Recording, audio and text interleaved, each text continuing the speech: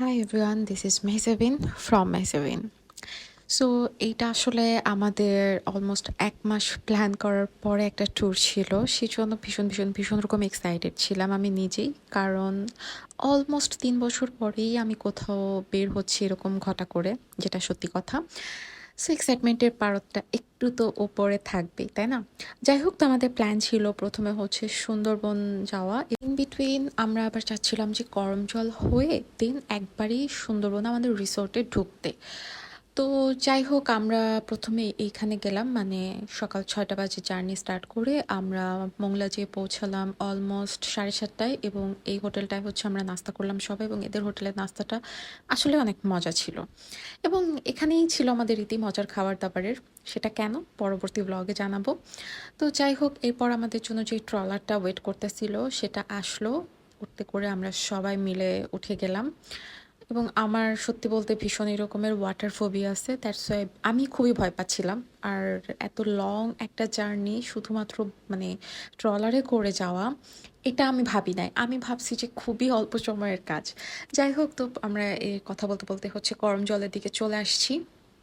এবং আমরা যখন ঢুকবো তখন জানতে পারলাম যে ওনাদের সাইট ভিজিটিং এখন অফ চলতেছে, কিন্তু অনেক মানুষজন এত দূর থেকে কষ্ট করে আমরা গেছি, দ্যাটস ওয়াই মনে হয় একটু ওনারা সিম্প্যাথি খেয়ে আমাদেরকে ঢুকতে দিল কিছু এক্সট্রা পয়সাকে বিনিময়।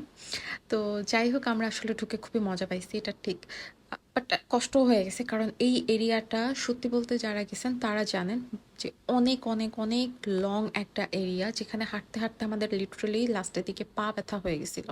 আমরা আর কেউই কেন জানি মানে এনার্জি পাচ্ছিলাম না হাঁটতে।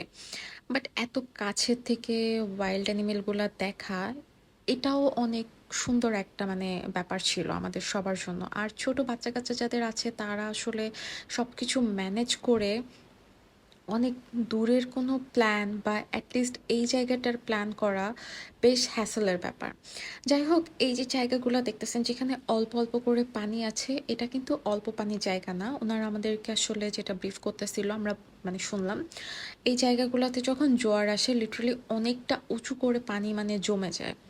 এবং যখন আবার ভাটা চলে তখন হচ্ছে পানি নেমে এরকম অবস্থা হয়ে যায়। মানে এটা শুনেও অন্যরকম লাগতেছিল যে একটা জায়গা কতটা সুন্দর করে, মানে আল্লাহর সৃষ্টি যে কতটা সুন্দর, সুবহানাল্লাহ। যখন আমরা দেখতেছিলাম আমরা প্রত্যেকটা জিনিস মানে এভাবে দেখতেছিলাম যে আসলে কতটা সুন্দর হতে পারে। আর যেহেতু আমি নিজে ফার্স্ট টাইম দেখতেছিলাম, আমার নিজের কাছে সত্যি বলতে অনেক ভালো লাগতেছিল।